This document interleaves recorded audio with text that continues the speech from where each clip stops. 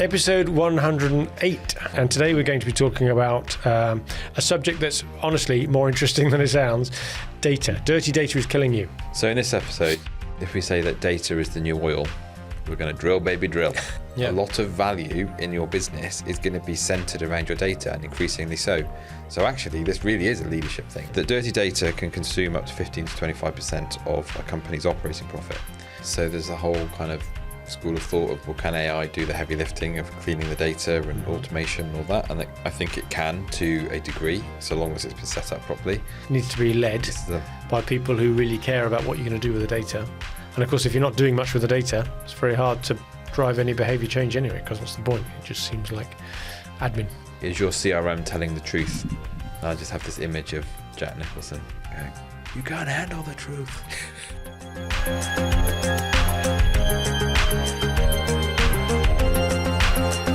Are we starting? We can start now, can we? Have you got something to say? Well, I could firstly apologise for the horrendous dad joke last week. That got a few comments. The pirates. The pirates, yeah. Of the Caribbean. So yeah. So if anybody needs that joke. Apologies, everybody. That was the punchline. Go and get the joke from last week's episode. Yeah. You're going to spare us any more dad jokes this week? Yeah, no dad jokes. It's not going to become a theme where every week we do another dad joke. I'm not allowed, no. I've been told to stop. I saw an Instagram feed of them one after the other the other day, and it did make me laugh. On a number of fronts. I mean, I did go on a quest for the ultimate dad jumper earlier today. I was looking for a sleeveless jumper. Well, like a tank top. Like a tank top, yeah. I was bringing it back.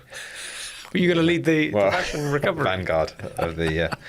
Turns out no one sells them. I went to 8 or 9 shops and nobody... You can't even buy them if you want to. They all looked at me as if I was... How old are you? Yeah, exactly.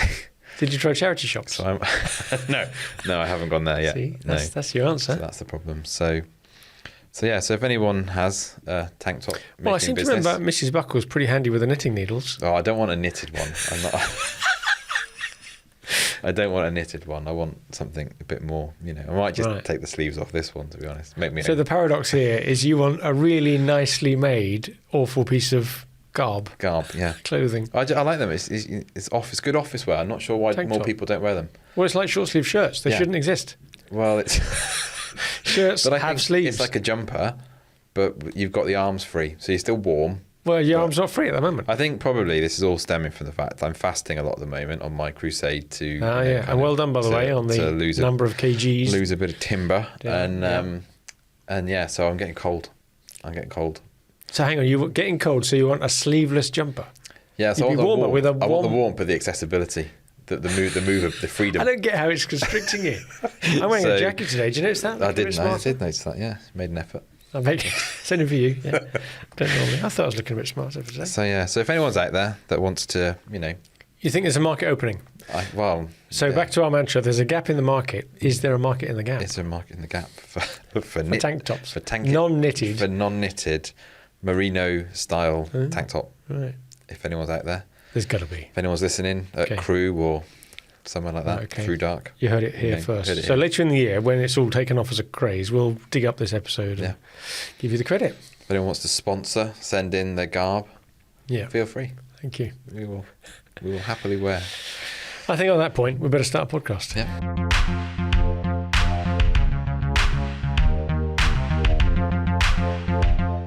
So hello and welcome to another episode of the SME Growth Podcast from Wellmeadow, brought to you by Richard over there and David over here. Hello again, Richard. Hello again. Richard, I never called you Richard. Very formal. That's very formal. That was one of my posh radio voice intros. It's the suit jacket, you see. It is. Put a jacket on. Put the jacket on. Suddenly, I should be in 1930s BBC voice. Yeah. Hey there, wow. Welcome from London. Episode 108. Here we are, 108. And today we're going to be talking about a subject that's honestly more interesting than it sounds: data. Dirty data is killing you. Make sure your data works for you in your CRM and your business systems. We'll come back to that. So, Rich, remind me, what were we doing last week and the week before and the week before? What were our last 3 episodes? Episode 107 last week was when's it time to quit and when to persevere. Are you in a dip or a cul-de-sac? Cul-de-sac, yeah. So based off of Seth Godin's book. How many people have quit since we published that episode? I hope out there you're taking that to heart. Well, there's more people than you think that make life decisions based off the things that we talk about on this podcast, which is terrifying. Well, but at the same time, quick story on that, little diversion. The reason I'm wearing my jacket is because I did one of my regular-ish school talks this morning. Go along and tell them all. Captain, my captain. Yeah, exactly. The what was it? Did Poet Society, wasn't it? Yeah. Tell them all about career choices. And about a year ago, I was at a wedding, and an ex-teacher came up to me saying, "I'm no longer a teacher because of you, because I heard you do that school talk to the pupils, and I listened to it, and I thought I'm going to change career." So she resigned. So you've got to be careful what you say. Yeah. People might act upon hang it. off your words. Exactly. Yeah, so 107 was when to quit, when to persevere. 106 was lessons from building a SaaS company. So our SaaS company, Magic Minutes, and the lessons we learnt from that I can't believe journey. It took us as long as 106 episodes to get round to that, because that was seared on our experience. Trauma. Well, good and bad experiences, yeah. But, no, so that's an interesting one if anyone's thinking about building a SaaS company, but also it's just general principles about starting a company. Yeah, exactly. And then 105 was based off some data that we saw from our YouTube analytics, which showed that we had a number of 25 to 35-year-olds who listened to the podcast or listened to the podcast on YouTube. And so we thought, well, why don't we put together our top 10 things that we wish we'd known early in our career? Some pithy advice for not only those of less experience, but for anybody who is thinking about life and business in general. Yeah, I was written that down. What I wish I knew when I was young. Kiwi Quiwi. That's a hashtag. We could start that going, couldn't we? What I wish I knew when I was young. That was episode 105. So, yeah. Good. So they were the last three. So today, like we say, we're talking about a different subject, triggered by, as often our subjects are, something that we happen to be working on at the moment. Yeah. It's always a good source of ideas for our podcast material. And you started this because you started looking through our data.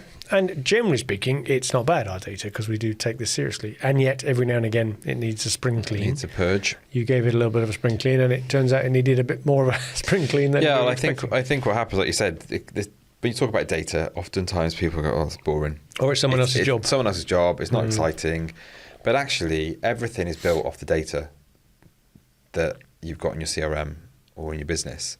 And what we're seeing in quite a few places at the moment is that data is unorganized or it's in different places, and trying to bring it together creates some issues technically, but also philosophically process-led. And I think what we found just even now, discussing this podcast before we came on air or whatever. At the top of the show. You were seeing into the lingo, aren't you?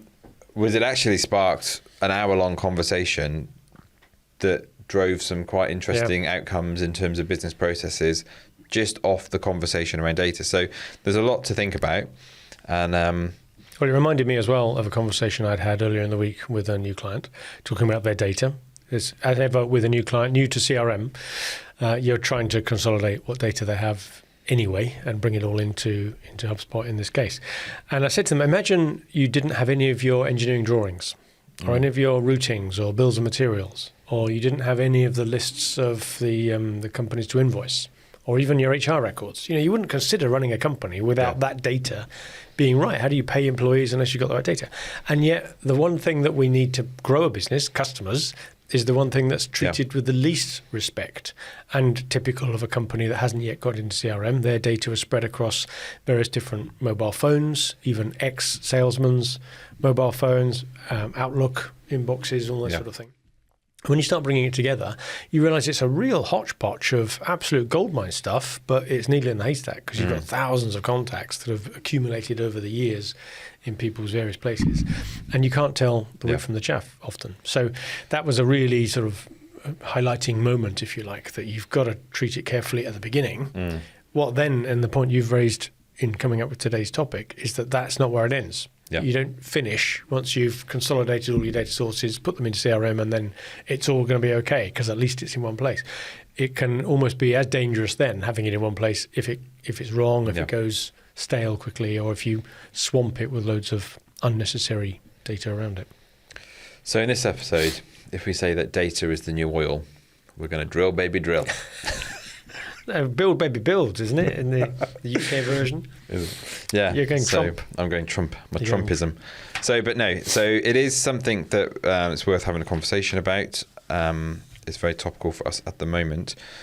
Now, you looked up some stats on this, and I think we're both wary of quoting big surveys from big consultancy companies because they over. Yeah, I think the problem with a lot of the stats around data is that they're often driven from very large organisations because they just have a lot of data. And maybe B2C as well. B2C. That's why they have so much. And so the numbers that get thrown around are massive and don't often apply to they don't SME they world. resonate They with don't us. translate.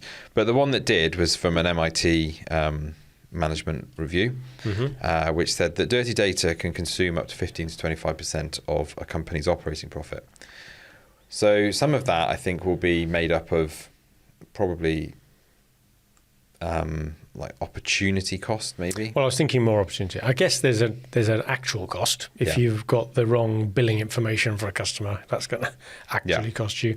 If you've not got the right discount structure recorded and the right pricing, that could mean you're undercharging or not increasing prices when you should. Maybe payment terms aren't recorded. All those sorts of very practical.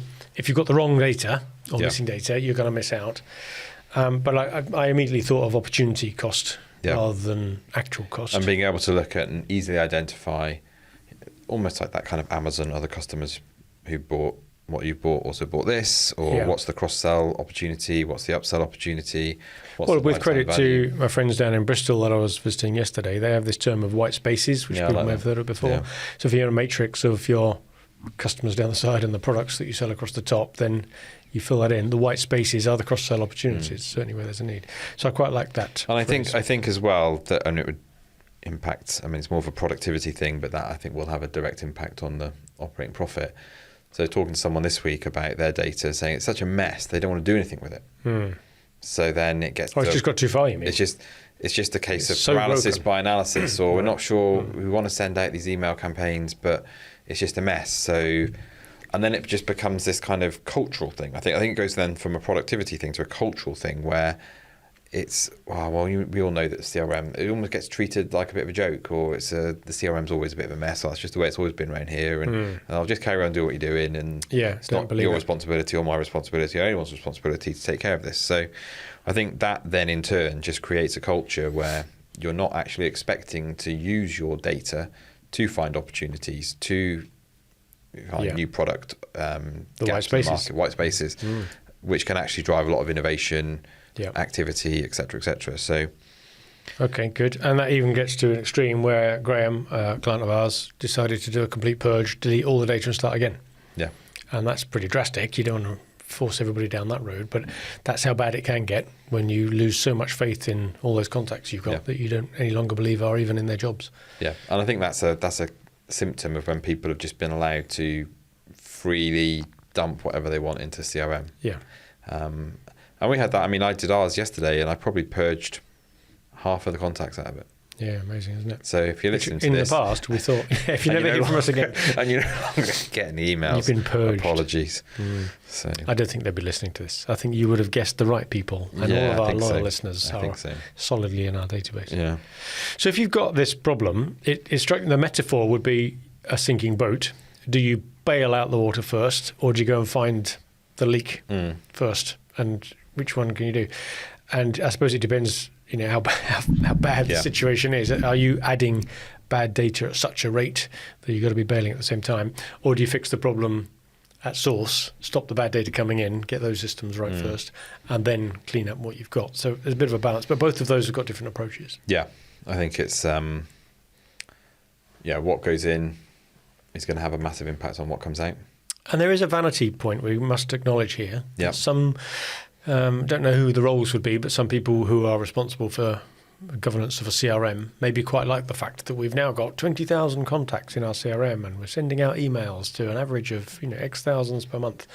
Open rate's not very good, but don't worry about that. And it's a vanity metric. We think we're in touch with all those people when we're obviously not, if they're not even there anymore and the emails are bouncing or they're not opening them. I think it's a bit like Six Sigma type of thing, isn't it? They start with that define. You've got to define what good looks like before you can... That is so foundational.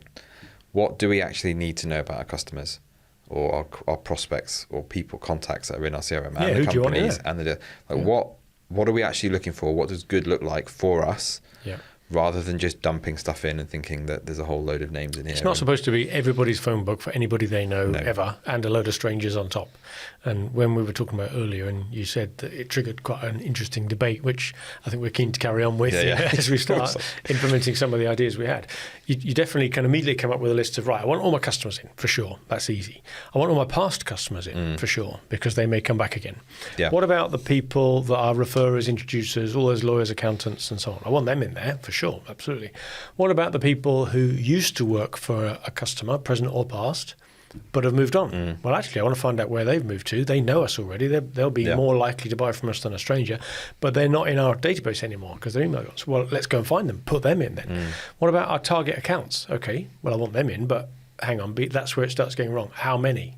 If I get a download, buy some data or download some company's house data and put them all in, I can swamp my database very quickly with the illusion of having lots of contacts to talk to.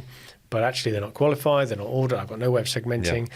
I'm gonna lose out, aren't I? I'm not going to do what I do. And it's like we were talking about. It's a bit like a Where's Wally type of thing, isn't it? How do you find the opportunities and the insights if you're swamping your CRM constantly with this sort of, we just got to keep putting more sausage through the sausage machine? Well, if your sausage machine isn't set up properly, I'm running out. I'm going for a different metaphor. My metaphor ran out of steam. No, on I that think one. the metaphor is the needle in a haystack. Yeah. If marketing and selling is about finding the needles, if you just put a load more hay on the haystack, which you know has got no needles in it, you're just making your job even harder. Yeah. So don't build too big a haystack. Give yourself a chance of finding the needles. So you're right. If you've got 20,000 contacts as opposed to the 1,000 that really matter, when one pops up as doing something interesting, by visiting your website, downloading an asset, filling in a form, you're more likely to notice it than if that's happening 20 times a day because you've got loads of people applying for jobs and competitors nicking your stuff and students doing some research. You've got to get it purged enough that the ones that are left are the ones that you really care about.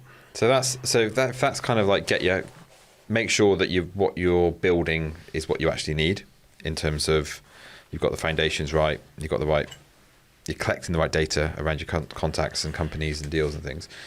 There is then a piece around what does good housekeeping look like, and that's what I was really getting into yesterday. And I think this is something that is often that we see delegated to quite junior people in the organisation because dealing with housekeeping of a CRM sounds like a quite menial. Sounds like housekeeping, quite a menial task.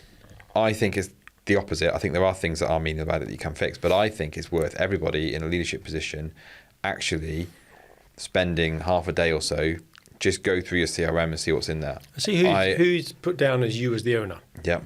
And do you actually even know these people? And if not, that's not necessarily a bad thing. Maybe that they're on some prospecting list, but are you or is someone on your behalf prospecting them? I think in the 2 hours or so that I spent yesterday going through just cleaning stuff out, I probably came up with 2 or 3 new processes and identified 3 or 4 other opportunities that had just been sat there. Yeah.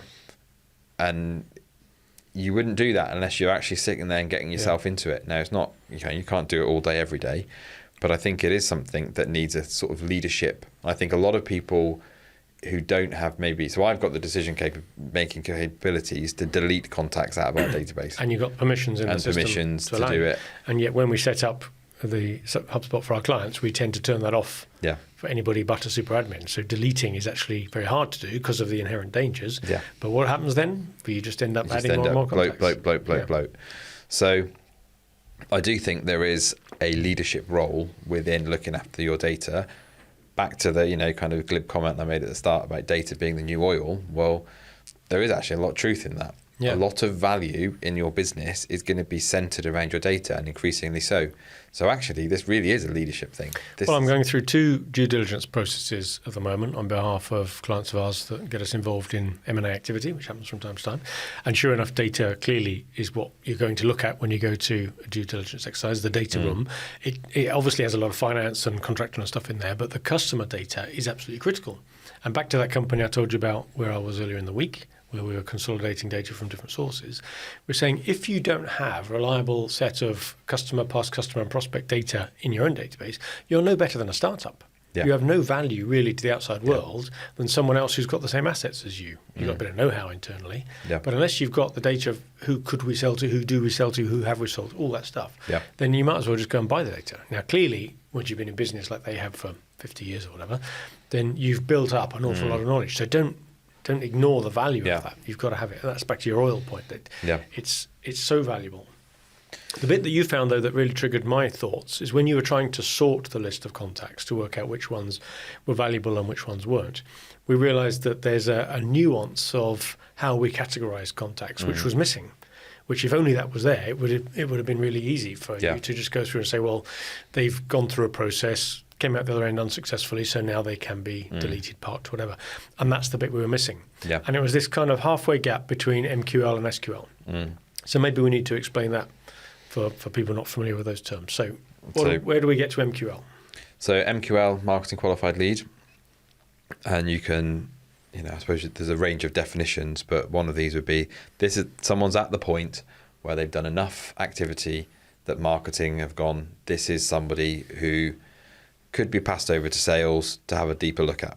So they've either been on the website, maybe they've shown some intent by looking at a particular product page or service. They've maybe filled in a form, or they've downloaded an ebook, or a combination of those things. We tend to have a kind of composite score around that, around different things. And if you want to get really fancy with it, you can build decays into those. So if they go away, that's a recent innovation, isn't it? That, which is really useful. Otherwise, you get old stuff. Cluttering up. Yeah. So it's just a way of marketing being able to kind of quantify. And some companies have service level agreements between marketing and sales, where they say, right, marketing is going to provide 50 MQLs. So MQL is purely their activities. So someone is showing an interest in us, but it might be a competitor, a student, a job seeker. You don't know. So you've got to do a certain amount of research then to find out. And you may come up with, yes, they're A&N, authority and needs, not budget and timing. So they are SQL, but they're not ideal. Yeah. So then we're trying to work out, well, let's nurture them as an SQL. They're sales qualified. They're the right person in the right company with the right need. But it's not a deal yet. Yeah. So we have thing. The bit that we really missed was where they have a need, but not the authority. So it's the wrong person. So they were marketing qualified, but sales are saying almost close but no cigar. Yeah. Right company, wrong person. Yeah. So then we said, well, that needs to now trigger into your target account process to say, I've now found an account that's potentially interested in us, but I've got to find a different person. Yeah. And so then you've got different strategies for nurturing off the back of each of those kind of BANT combinations. So you've got your BANT combo nurturing strategy. Have you just coined that very snappy name? So that's kind of, and all of that was triggered off just thinking about our data. Yeah. For an hour or two yesterday, looking at it, prompting some thoughts, writing some observations down, chatting it through. And so we see a similar thing with risk registers often, which again can be a bit like yawn risk register. But actually, when you start going through it, it gets strategic pretty quickly. Yeah. It's not an admin thing, which a lot of people see it as. And this is a problem where they've almost got CRM data, risk register type of thing, but CRM data has got this sort of, that's housekeeping, that's boring, but actually no, this is where if you get in there, you start thinking about what are we doing, how are we looking after this, it becomes a leadership issue then. And I think that then helps with the governance because it actually makes people take it seriously. And I think it also brings that on to, okay, well, how do you get your team to value the quality of data? Well, no one's going to value it if the top team don't value it. Yeah. You've got to lead by example on these things, authentic leadership, all that kind of jazz. But it's about how do you then change the culture to say people go, right, we value this data. So actually I realise that what I'm trying to get here, or I'm researching, or I'm collecting at this stage in the process, maybe down at MQL stage, is really then going to have an impact down the line when sales are trying to go, right, we need to know this information because of this. Everyone in the process understands why they're collecting the information. So again, we're getting into kind of a RevOpsy type environment. Yeah, joining all the silos up. I think this is a real challenge for leaders, especially those, and there's lots of leadership styles, as you know, but those leaders that are strong yellow characters and personalities, strong communicators and high energy extroverts. It's great to have them in the team. They really drive organizations forward. But by instinct, if you are a strong yellow in that sort of insights way of looking at things, you're likely to be less focused on the blue side of life, which is the detail and all of that. So it's easy to skim over risk registers, data integrity and all of that. Just go out and do some stuff. And yet, if you've got someone on the team that is looking after that, or maybe you're that style of leader and you've got other people who are doing the yellow, that's a better combination to have. You're more likely to respect it. But if nobody at that top level is bothered about it, you're going to be sending off loads of people just to talk to the wrong folk. Yeah. You're going to be selling to the people who don't want to buy. But that go off and do stuff. I mean, we're very action biased here at Wellmeadow. However, you've got to make sure people are pointing in the right direction, haven't you? Otherwise, it's for the birds. Well, and especially in smaller companies, SMEs, you've got to be efficient with your resource. Yeah. You don't have the luxury of being able to carpet bomb an entire market space and just hope that the numbers game will turn up. I think gone are the days when you could just buy loads of email data, send a load of cold emails and pick up the scraps. There are still some segments where that can work in. But as we all get more intelligent with our inboxes, we're using AI filters now on our inboxes to strip out all the marketing messages entirely, maybe browse a few once a week, So lots of those aren't getting through anymore. So just to rely on that isn't working. You need a hybrid solution. So to make sure that you are using your resources as effectively as possible means you've got to be only dealing with those people that really are showing an interest that should be in that pipeline. So it's an interesting point on the AI. So there's a whole kind of school of thought of, well, can AI do the heavy lifting of cleaning the data and automation and all that? And I think it can to a degree, so long as it's been set up properly. But what I found yesterday going through it was that there's an awful lot of local intelligence that you've got. Oh, I remember that when that person came in. That was that campaign. That's that. It's because you're remembering names. Because I'm remembering things, remembering names and things. And I think that's kind of where, again, more senior people in the organisation probably need to be involved. Yeah, you can imagine them being horrified that, don't delete that one. That was someone I met at a show and they said such and such. Yeah. And of course you're immediately saying, well, why didn't you blinking write it down then? Because then we would have known that in the CRM. So until you've got that discipline of recording it in a way, and like we said earlier, categorising properly, what is this contact? Why are they in it? Are they a customer, a past customer, a referrer, somebody who we're following around in their career? Are they someone who's come in inbound that have qualified and we're processing? Are they an outbound outreach? All those things. You've got to have a reason for them being in there. And if you haven't recorded anything, then they're just, it's who else will know apart from you? Exactly. And I think the AI piece is good from the point of view, increasingly so, around AI agents and going and doing research for you, finding out about a company, finding out about a prospect. Yeah. Maybe then doing some of that analysis around, okay, well, you've got the whole kind of deal score or contact score, lead score, things that are built into things like HubSpot. That we're playing around with a bit at the moment, or you can sort of build your own version. But those sorts of things are useful for maybe doing that needle in the haystack. Can AI do the heavy lifting of seeing if there's any relationships or things that pop out of all of that? But I still think it does need that human intelligence, local intelligence to really kind of... So it's still worthwhile restricting who has the ability to delete contacts, but have a formal process for reviewing. And maybe we've got a process where we mark records for deletion. Doesn't actually delete them, and anybody can do that. Yeah. And what's quite interesting is the workflow then not only takes their marketing contact status off and changes other properties so we don't email them, but it also puts the word deleted in brackets after their name. Yeah. So we know that they're still in there and we can monitor activity and do subject access requests and whatever we want to do, but we know they're no longer of interest to us. We've marked them out. And then every now and again you can physically go through and actually delete those records. Yeah. But all we've talked about there is the back end, the bailing out of the sinking ship. The bits we referred to earlier about categorizing contacts is more about solving the front end, plugging the hole, stop putting in data which shouldn't be going in there in the first place, or at least if it's only supposed to go in while you're temporarily testing a contact to see if they fit, have a process that takes them out again once you've done the test. Yeah. And that's often what's missing. So rather than just allowing the contact database to grow like Topsy, we say this is only in there for a life of however long, 3 months while we're trying it out. If this person doesn't respond, doesn't answer the phone, doesn't show any interest, we need to move them out. Now, maybe you wouldn't delete them, but you'd move them to a status of saying, this was somebody we tried to reach out to, didn't respond, so park that different list. Now, if you had all that fixed at the right stage up front, it'd be a damn sight easier to go through your lists and understand why is everybody in there and what should we be doing to them. Yeah. I think if you can build that culture around your CRM that says everything in here is meaningful and we're actually driving actionable insights out of everything. I mean, that's kind of the holy grail of a CRM. What you tend to see is, I was looking at someone's CRM the other day and there's like 4,000 or 5,000 contacts in there registered as leads.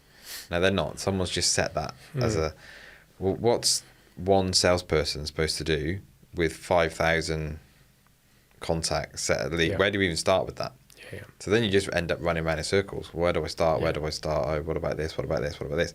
And it actually drives an awful lot of inactivity or unproductive activity. Yeah, we are talking a lot more about B2B here. Obviously, there's slightly different rules at play if you are a B2C because you're playing with bigger numbers. And the idea of MQLs is more valuable because you need to at least have some way of showing that visitors to your website or your assets may be showing an interest. But still, at some point, someone's going to have to do some sort of outreach. So you're right, that proper qualification of when somebody's MQL or not, that's where it comes in quite valuable. And AI can only go so far. It can only help to some point, can't it? Yeah. So I suppose summarising this, if we were going to get to that point, I mean, I guess there's stuff around GDPR and things we could talk about, but most people are probably tired of hearing that. You don't want to hear. Well, just to quickly touch on the GDPR thing, there is a legal reason why you are only supposed to keep data while you have a legitimate interest to be using it. You shouldn't be keeping records from 10 years ago, which clearly you've got absolutely no interest in. And what's the point anyway? Chances are they would have left. So you're right. And to some degree, you have to have enough records to show if somebody comes up with a subject access request, what data do you have on me and what have you done, and to evidence deletions and that type of thing. Interestingly, I saw on HubSpot, they've added that in there. If you delete a contact, you can put an email address in for that person to have a confirmation sent to them that their record has been deleted. Okay. So that's part of the right to be forgotten stuff. But yeah, skipping over that bit, key points then, summary of it all. Summary of it all. So if you're a business owner or position of leadership, whatever, these are things you should be thinking about, I think. So number one, accuracy. So have you got the right information about the right contacts in your CRM? That's an important, you've got to make sure that you've got the complete picture as best you can and that it's actually accurate, because without that, the rest of the team are going to really struggle to... So correct email, first name, last name, telephone number, company they work for, their segmentation stage of the life cycle, do they qualify for BANT or not? All that stuff has got to be That's going to massively help accurate data is going to massively help to direct your sales and marketing activity. Yep. And the more you use it, the more accurate it will get, because you'll get the bounces and the unsubscribes and so on. So what you're left with, is worth having. Completeness. This is something that we see a lot. People have got the first name, last name, email, but then all these other properties that they actually need, the company actually needs for business processes, are missing. And then it's an absolute nightmare to try and you haven't actually really got a process then. What you've just got is contacts with a lot of missing data, and then a lot of time running around emails back and forth to get that information. So it's make sure that you're building processes that can help you get all of the information that you need as quickly as possible. So then everything else can be driven off that, either whether it's understanding customer need, recruitment, whatever it is that you're doing, those sorts of things. So completeness. Timeliness would be the third one.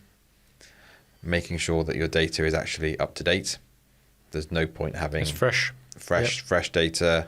There's no point having a load of contacts in there that have all moved jobs.